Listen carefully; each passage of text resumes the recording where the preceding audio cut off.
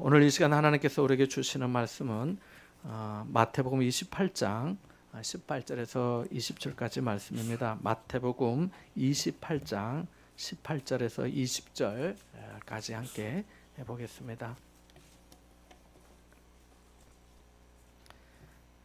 마태복음 28장 18절에서 20절입니다. 신약성경 52쪽인데요. 함께 봅니다. 시작.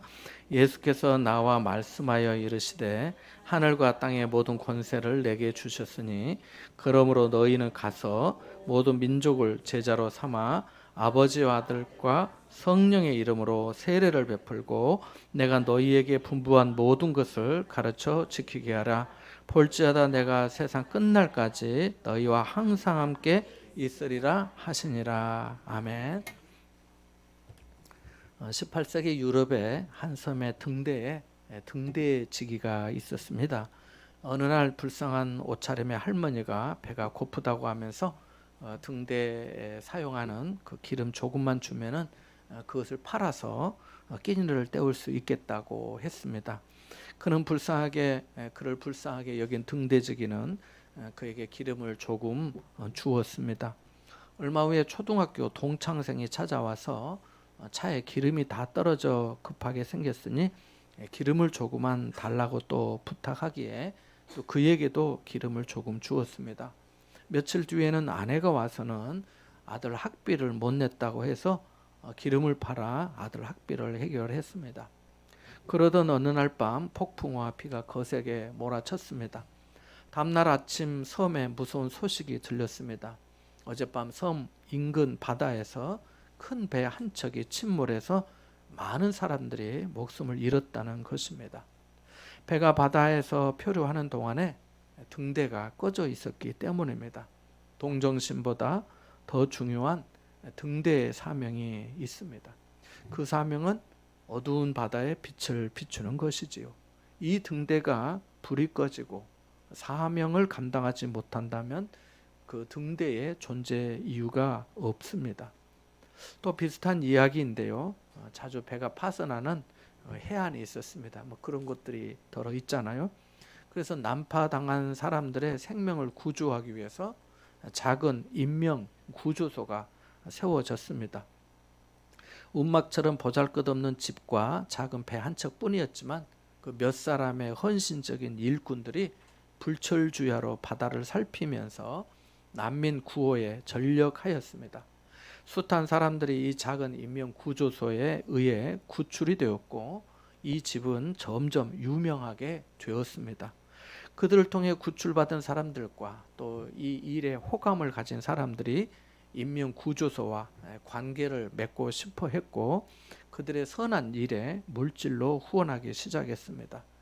모인 후원금으로 새로운 배들을 매입하고 선원들이 증원되면서 인명구조소도 그 규모와 또 시설이 점점 커지고 현대화되었습니다. 그들은 이제 좋은 가구와 시설까지 갖추게 되었습니다. 하지만 이 구조소는 점차 회원들이 즐겨 모이는 사교 장소처럼 되어갔고 오히려 인명구조에 대한 관심과 활동이 줄어들었습니다. 마침내 자기들이 모은 돈으로 구조선에서 일할 선원들을 고용하였고 그들로 하여금 대신 구조 활동을 담당하도록 하였습니다. 그들의 인명 구조에 대한 이상은 벽 위에 걸린 표에서만 볼 수 있게 되었습니다. 예를 들면 사람의 생명을 구하자 이런 표 말입니다. 인명 구조에 대한 표는 있었지만 열정은 점점 식게 되었습니다. 그 즈음에 큰 배가 파손하였고 고용된 구조선 선원들이 익사 직전에 난민들을 구출해 왔습니다.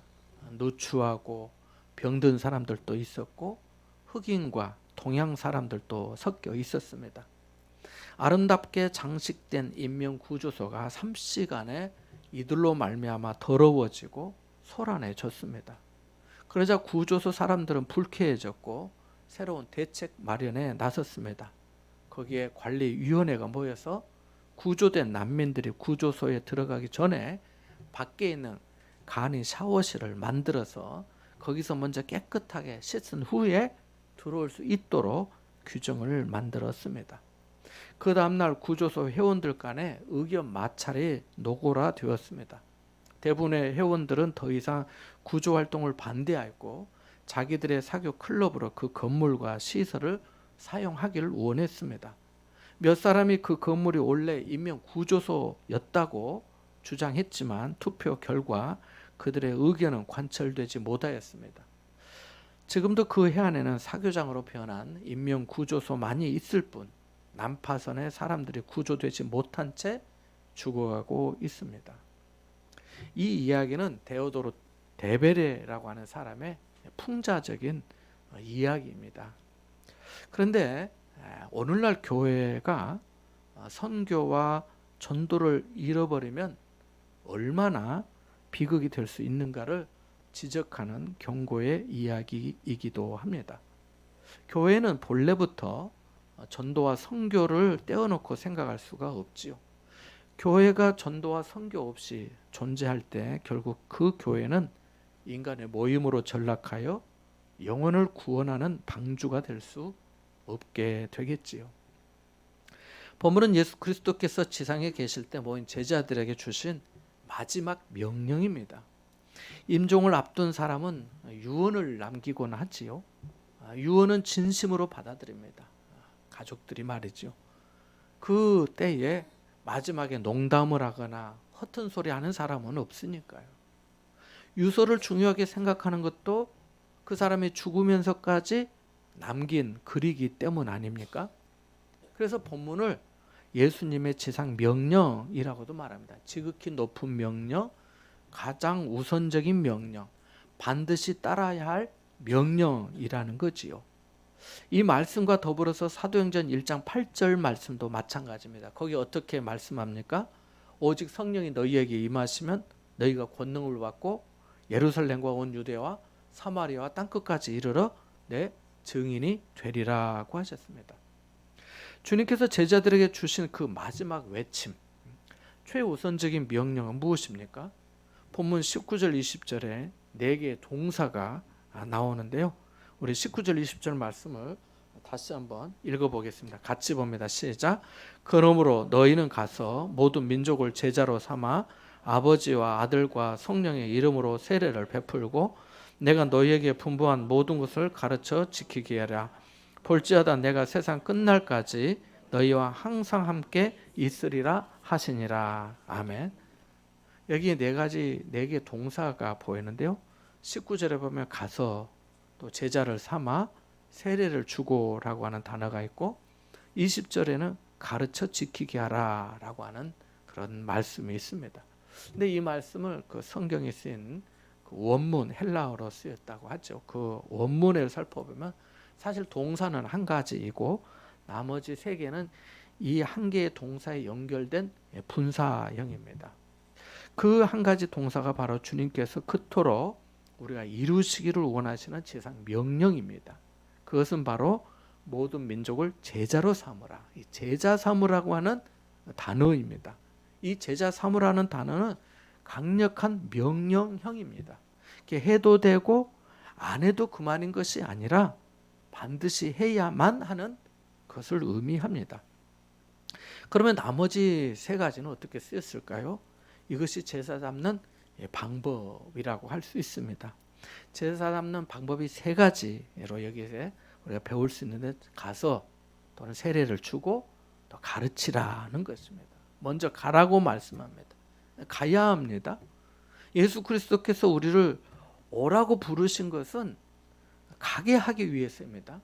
붙들고 있으려고 오라고 하신 게 아니에요. 마태복음 27장까지 앞부분을 보면은 주님은 오라 하셨습니다. 부르셨습니다. 나를 따라오너라 내가 너희로 사람을 낚는 어부가 되게 하리라. 수고하고 무거운 짐진 자들아 다 내게로 오라. 내가 너희를 쉬게 하리라고 하셨습니다. 베드로에게 물 위로 걸어오라고 하셨습니다. 그러나 이제 주님께서는 가라고 명령하십니다. 하나님께서 우리를 그리스도의 몸의 지체로 부르심은 구원하시기 위함입니다. 하나님의 교회를 세우기 위해서 그리스도의 몸된 교회를 섬기도록 부르신 것이며 각자의 은사에 따라 겸손히 섬기며 순종하며 복음에 합당한 삶을 살도록 부르셨습니다. 하지만 또한 우리는 세상을 향해 열려 있고 세상의 빛과 소금으로 살아가도록 부름을 받았습니다. 세상에 가서 그 안에서 그리스도인으로서 살도록 부르셨던 것이지요. 예전에 어떤 분이 뭉치면 살고 흩어지면 죽는다라고 하는 말을 했는데요. 사도행전의 말씀을 보면 교회는 다릅니다. 우리가 은혜 안에 뭉치고 말씀 안에 하나가 되고 성령이 하나 되게 하신 것을 힘써 지켜야 하지만 전도와 선교를 위해서는 흩어져야 합니다. 가는 것이지요. 사도행전도 마태복음처럼 28장까지 있는데요. 그 모든 이야기는 모두 흩어져서 전도한 이야기입니다. 다 살려내는 이야기입니다. 예루살렘에서 그랬고 사마리아에서 그랬고 또 사마리아를 지나서 소아시아, 비두니아, 갈라디아, 본도에 다 흩어져서 거기까지 가서 하나님의 복음을 전한 이야기입니다. 고린도와 빌립보, 데살로니가, 에베소의 복음이 어떻게 전해졌습니까? 사도와 제자들이 성도들이 거기까지 갔기 때문입니다. 아직 복음을 듣지 못한 전도 대상자가 있는 것으로 찾아갔기 때문입니다. 두 발로 걸어갔고 배를 타고 강과 바다를 건넜습니다. 잘 아시겠습니다마는 내일 내가 교회 갈 테니 오세요 하는 사람은 거의 없습니다. 대부분 복음을 들고 찾아가서 만나고 섬기면서 그들 안에 성령께서 역사하여 교회에 오게 된 것입니다. 아마 여러분 중에 모태신앙이 아니라면 누군가의 구원이나 도움을 여러분도 받으셨을 겁니다. 그러니까 우리도 가야 합니다.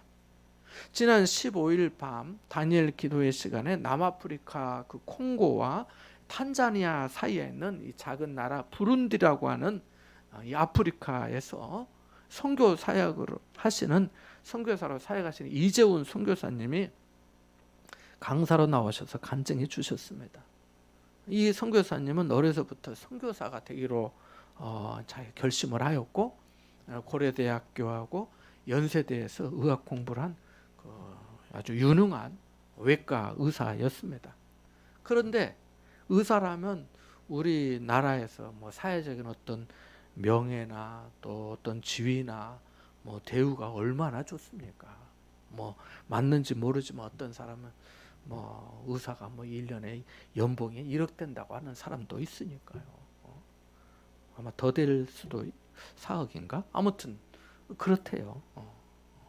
자, 그런데 그 모든 것을 다 두고 그 멀고 험한 곳까지 가서 생명의 위협을 무릅쓰고 봉사한 이유가 뭐겠습니까? 그들에게 살아계신 하나님을 증거하기 위해서죠. 가야 하나님을 체험할 수 있습니다. 아브라함이 하나님의 말씀을 따라 갈 바를 알지 못하고 나아갔지만 나아갔던 것처럼 가야 하는 거지요. 모세가 하나님의 부르심에 순종하여 광야 40년의 길을 충성되게 걸었던 것처럼 엘리야 선지자가 갈멜산에 가서 하나님의 살아계심을 백성들에게 보여줬던 것처럼 엘리사가 길갈에 가서 국에서 그 독을 제거해 하나님의 능력을 보여줬던 것처럼 4명의 나 환자가 가만히 앉아 있지 않고 굶주림으로 지옥이 된 그 사마리아 성에 가서 구원의 소식을 전한 것처럼 베드로와 바울이 할 수 있는 대로 가서 복음을 전했던 것처럼 우리도 가야 합니다. 그래서 오늘 본문 말씀에 너희는 가수라고 말씀하고 있는 겁니다. 두 번째는 세례를 주라 말씀하십니다. 세례는 잠근다, 씻는다 그런 말이지요. 이 말은 죄를 씻는다는 그 죄사함의 의식이지만은 동시에 세례는 예수 그리스도를 믿기로 작정하고 예수 그리스도로 옷 입는 것이라고 갈라디아에서 말씀하고 있습니다. 이제까지는 내가 주인이 되어서 살아왔지만은 이제는 주님께 권리를 양도하고 그분의 주권에 굴복한다는 서약의 표시, 그런 시간이 세례받는 시간이잖아요. 그래서 세례는 진정한 신앙생활의 시작이라 할 수 있습니다. 세례 받기 전에 하나님이 누구신가, 예수님 어떤 사역을 하셨는가, 성경은 몇 권이고 예수님의 제자가 몇 명이고 교회는 무엇인가를 배우는 시간이 있습니다만은 이것은 가장 기본에 속한 지식입니다. 그러니까 세례를 주라 하신 말씀은 하나님 안에서 신앙의 여정을 시작하게 하라는 것입니다. 가기는 가지만 복음을 전하지 않으면 아무 소용이 없고, 세례를 주는 일이 없으면 전도 대상자에게서 믿음의 여부, 즉 그가 예수 그리스도를 자신의 구주로 영접하였고 성경의 말씀에 따라 살기로 결심하였는지, 교회 어떤 공동체의 일원으로 겸손한 지체가 되어서 섬기고 함께 세울 의지가 있는지 없는지 알 수 없기 때문입니다. 세례를 받았다는 것은 그리스도와 새로운 관계에 들어갔다는 말입니다. 그리스도로 옷 입은 자 되었으니까요. 그렇잖아요. 서정주 시인은 한 송이의 국화꽃을 피우기 위해 봄부터 소쩍새는 그렇게 울었나 보다. 한 송이의 국화꽃을 피우기 위해 천둥은 먹구름 속에서 또 그렇게 울었나 보다라고 했습니다. 한 송이의 국화꽃을 피우기 위해서도 소쩍새가 울고 천둥이 울었다면 한 명의 그리스도인을 세우기 위해서는 얼마나 많은 눈물이 필요하겠습니까? 성도가 되는 것도 쉽지가 않은데 제자가 되기까지는 얼마나 많은 인내와 돌봄이 필요하겠습니까? 양육이 필요하겠습니까? 여러분, 이번에 마음을 품고 기도하시는 전도 대상자들이 먼저 주님을 만나도록 도와주시고 또 세례까지 받으시도록, 그래서 예수 그리스도와 연합한 자가 되어서 하나님의 자녀로 인생을 시작할 수 있도록 꼭 도와주시기를 바랍니다. 세 번째는 가르치라고 하십니다. 알지 못하면 행할 수 없기 때문이지요. 배우지 않으면 깨우쳐지지 않기 때문입니다. 우리가 복음을 전해야 합니다. 전하고 세례받도록 해야 합니다. 그러나 여기서 자기 할 일을 다 했다고 하시면 또 안 됩니다. 신앙생활을 어떻게 하는지도 도와줘야 합니다. 도움을 잘 받으면 더 건강하고 바른 성도가 되지요.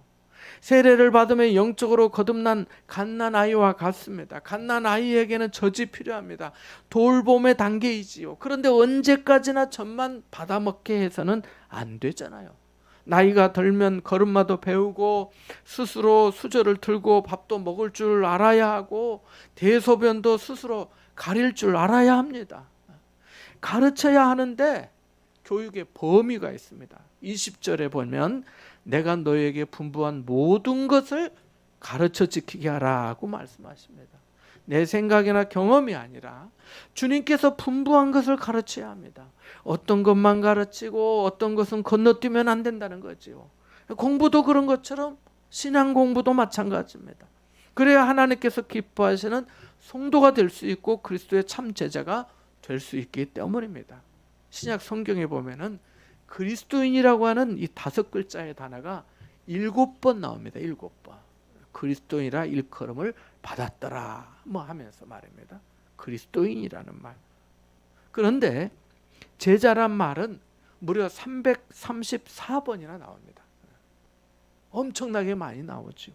그러니까 그리스도인이라는 말보다는 제자라는 말이 훨씬 더 쉽고 진실되게 당시에 통용되었다는 것을 알 수가 있습니다. 제자라. 초대교회는 예수를 믿으면 당연히 그리스도의 제자가 되는 것으로 익히 알려져 있었습니다. 당신 예수 믿어? 하면 당신 그리스도의 제자군요. 이렇게 인식을 했다는 거예요. 제자는 성도라는 개념보다 훨씬 더 적극적이고 고상한 단어입니다. 성도일 수 있으나 제자가 아닐 수 있습니다. 종교인일 수 있으나 성도가 아닐 수 있어요. 자, 성도일 수 있으나 제자는 아닐 수 있어요. 그러나 제자는 성도 중에 성도 이상이라 할 수 있습니다. 제자는 그리스도를 전적으로 신뢰함에 따릅니다. 제자는 상당한 훈련을 통과한 사람입니다. 자기 기준에서의 훈련이 아니라 하나님이 보시기에 그러합니다. 그래서 초대교회에서는 성도를 시험하여 책망할 것이 있는지 없는지를 보고 직분자를 세우기도 했습니다. 제자는 다른 사람들보다 믿음 안에서 더 긍정적이어야 하고 범사에 감사하며 기쁘게 순종해야 하고 인자함과 관대함이 있어야 하고 자신이 먼저 겸손한 마음으로 대접하고 섬기는 삶이 몸에 배어야 합니다. 사람들은 말보다 행동을 보기 때문이지요. 우리가 군대 들어가면 이병, 그 다음에 일병, 그 다음에 뭡니까? 상병, 병장 이렇게. 이걸 통틀어서 그냥 사병이라 말합니다. 사병. 사병은 사병에 필요한 정도를 배웁니다. 그러나 장교는 지휘관으로서 사병을 통솔하고 전쟁 시에 적과 싸워야 하는 전략까지 짜는 것을 배웁니다. 병장이나 민방위 출신이 합참의장이나 참모총장 되는 경우 보셨습니까? 없습니다. 제자도 마찬가지. 많은 사람이 예수님을 따랐습니다. 성경은 그들에 대해서 무리라고 표현합니다. 그러니까 성경을 기록한 사도들도 무리와 제자를 구분한 거죠. 무리는 따라다녔습니다. 그러나 어려움이 닥치니까 피하고 도망하고 회피하고 숨었습니다. 물론 제자들도 예수님이 십자가에 달리실 때 그러했습니다. 하지만 그들은 돌이켰고 성령을 받은 후에 마지막까지 예수님의 제자로 살았습니다. 그러나 무리는 팬이었습니다. 좋으면 기분에 따라 형편에 따라 따르는 거지요. 그러나 제자들은 충성된 사람들이었습니다. 무리는 자기 필요에 따라 유익이 되면 따르고 손해될 것 같으면 떠났습니다. 그러나 제자는 손해와 희생을 무릅쓰고 하늘의 영광을 보고 주님을 따랐습니다. 제너럴 셔먼호를 타고 평양에 와서 성경을 나누어 주었던 토마스 선교사는 당시 조선 광군에 체포되어 살해되었는데요. 그를 죽였던 박충권에게 성경을 주면서 예수 믿으세요. 하나님이 당신을 사랑합니다. 라고 했습니다. 죽어가면서 말합니다. 후에 그는 예수님을 믿어서 전도인이 되었습니다. 제자 삼는 일은 쉬운 일이 아닙니다. 제자 되는 일도 쉬운 일이 아닙니다.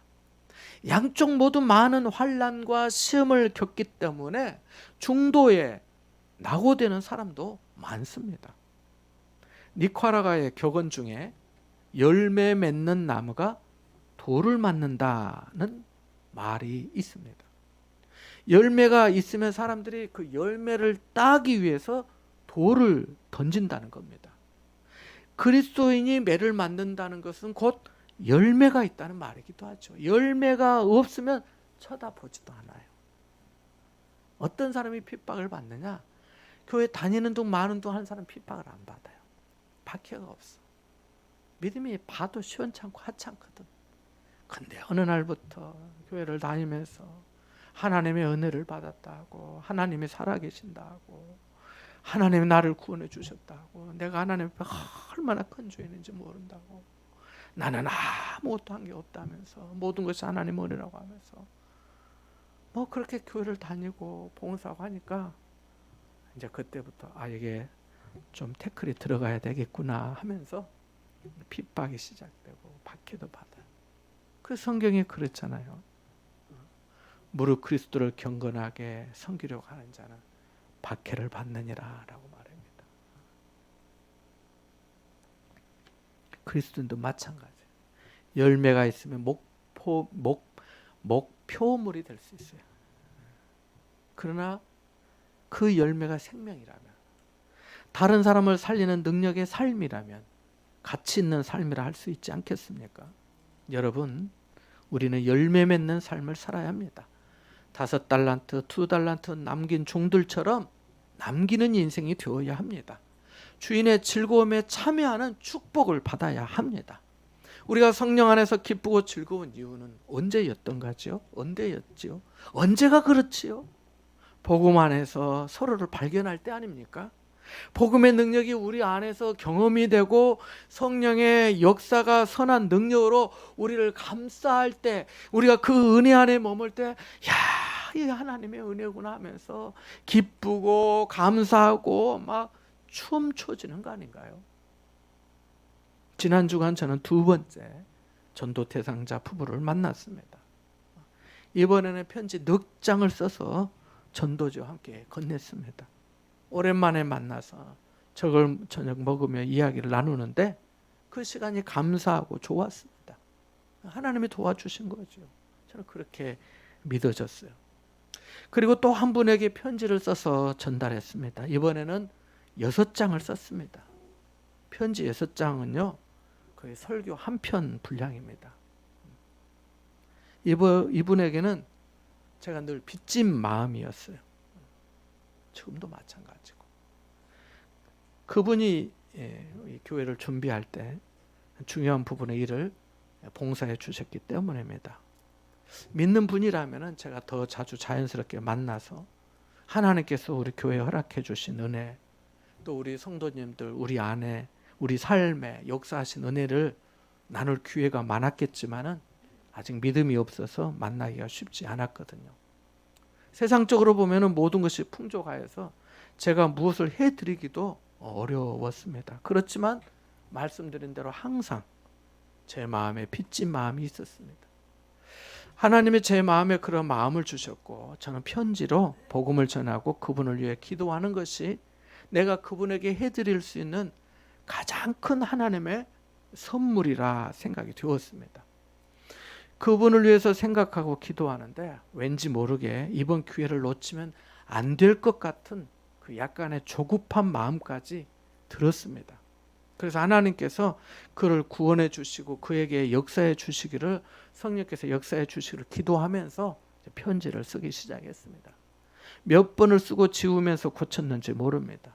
하나님의 은혜를 구하면서 편지를 쓰고 나니까 말씀드린 대로 6장이었습니다. 빵집에 들러서 빵 하나 사들고 가서 편지와 함께 전해드렸습니다. 그분의 편지를 읽고 어떻게 느끼셨는지 저는 모릅니다. 하지만 하나님께서 제 마음을 아실 거라 믿습니다. 그분 또한 편지를 읽으셨다면 하나님 앞에서 핑계치 못할 줄로 믿습니다. 여러분, 나는 여러분 모두 예수 그리스도의 제자가 되시기를 바랍니다. 주님의 기쁨이 되는 제자, 많은 사람을 옳은 대로 하나님께로 돌아오게 하는 제자, 겸손히 섬기며 서로를 격려하는 제자, 인내하고 사랑할 만하고 순종하여 칭찬받을 만한 제자, 주님의 나라와 교회를 위해 충성하는 제자 말입니다. 그런 제자가 되기를 바랍니다. 자, 그러면 주님께서 이렇게 지상 명령을 주시면서 네 알아서 해라 라고 하셨을까요? 아닙니다. 우리에게 마태복음의 시작에서와 같은 임마누엘, 하나님이 우리와 함께 하신다는 약속을 다시 해주셨습니다. 20절 마지막 부분에 볼지어다 내가 세상 끝날까지 너희와 항상 뭐라고 합니까? 함께 있으리라 라고 말씀하셨기 때문입니다. 마태복음이 임마누엘로 시작해서 임마누엘로 마치고 있는 거죠. 주님은 우리와 함께 하십니다. 그러나 전도하는 사람과는 확실히 더 함께 하십니다. 주님이 차별해서 함께 하시는 것이 아니라 전도하는 사람이 함께 하시는 주님을 더욱 실감나게 체험한다는 겁니다. 이것은 마치 그저 그렇게 긴장감 없이 매일 같은 일을 반복하며 하나님을 찾는 사람과 전쟁터에서 하나님을 찾는 사람과 다른 것과 같습니다. 아무래도 전쟁터에 있는 사람이 더욱 하나님을 찾고 의지하며 도움을 구하지 않겠습니까? 전도는 영적 전쟁과 같기 때문에 그렇습니다. 전도는 내 힘으로 할 수 없습니다. 주님께서 함께 하심으로 구원의 역사가 이루어집니다. 아프리카의 선교사 리빙스턴이 고국에 돌아와서 선교 보고를 하는데 어느 이제 교인들 중에 물어봤어요. 식인종이 있는 정글에서 어떻게 16년이나 있을 수 있었습니까? 라고 말합니다. 그때 리빙스턴 선교사는 20절의 이 말씀을 인용하면서 볼지어다 내가 세상 끝날까지 너희와 항상 함께 있으리라는 말씀 붙잡고 전도했기 때문이라고 대답했습니다. 노벨 문학상을 받은 망명작가 솔제니치는 수용소의 벽에 새겨져 있는 보라 내가 세상 끝날까지 너희와 항상 함께 있으리라는 그 글귀를 발견하고 용기를 얻었다고 합니다. 주님이 나와 함께 하심을 알게 되면 우리 인생이 달라집니다.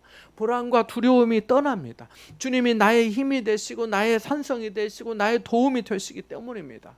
시편 121편 시인이 뭐라 했습니까? 내가 산을 향하여 눈을 돌리라. 나의 도움이 어디서 올까? 나의 도움은 천지를 지으신 여호와에게서로다 라고 했습니다.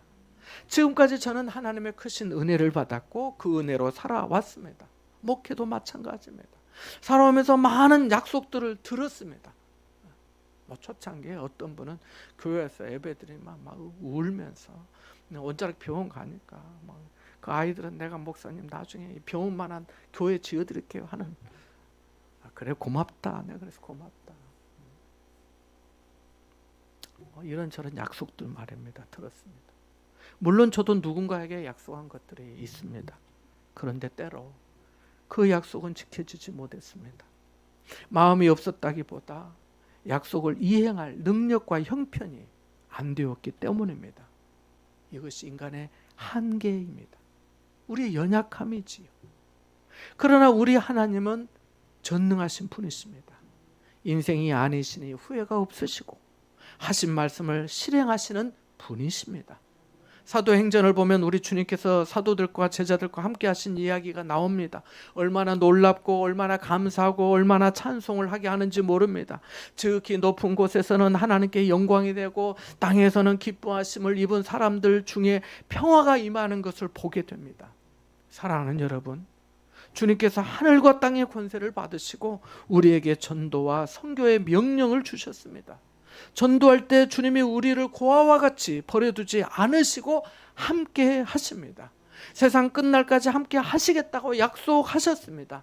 내가 죽는 날까지, 세상 역사의 종말까지 주님의 명령을 수행하는 저와 여러분 될 수 있기를 바랍니다. 여러분 여기를 보시겠습니까? 고무나무 화분에 전도의 대상자의 이름을 적어서 생명 열매를 상징하여 걸었습니다. 이게 저 앞에 밖에 있던 화분이죠. 근데 이 화분의 잎사귀는 사실은 손으로 셀 수 있을 만큼 매우 적습니다. 초라한 느낌마저 듭니다. 밖에서 보신 것을 생각나시면 여기 뭐 이름표를 달아서 이러지, 이름표 빼면은 여기만 잎사귀 있고 이 가지도 여기만 있어. 다른 데는 없어요. 잎사귀 몇 개 되지 않아요. 떨어져서. 없어서. 그런데요, 이 화분이 꼭 우리 교회 같은 겁니다. 제 마음에. 그 잎사귀만 몇 장 남은 교회 말입니다. 어쩌면 우리 영혼도 이와 같은지 모릅니다. 은혜와 말씀, 겸손과 순종, 인내와 헌신의 잎사귀가 몇 장 안 남은 거 말입니다. 하지만 여러분, 하나님은 우리 영혼을 소생시켜 주시는 분이신 줄 믿습니다. 잎사귀도 무성하고 열매도 다시 맺게 해주시고 계속 맺게 해주시는 줄 믿습니다. 우리가 주님의 일을 최선을 다해 감당할 때 자신의 기대보다 더 큰 열매를 맺게 될 것입니다. 내 안에서 놀랍게 역사하시는 주님의 선한 손을, 도우심의 손길을 경험하게 될 것입니다. 나는 못해도 주님이 하시는 것을 보게 될 줄 믿습니다. 이와 같은 은혜의 역사가 여러분과 함께 하시기를 주님의 이름으로 축원합니다. 잠시 들은 말씀을 묵상하겠습니다.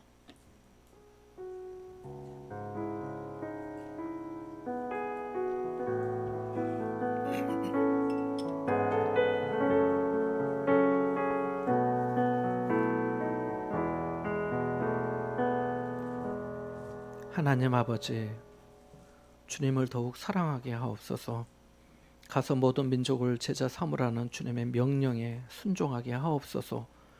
모든 사람이 구원받기를 원하시는 주님의 뜻을 이루어 드림으로 하나님께 큰 영광이 되고 우리에게도 복이 되게 하여 주옵소서.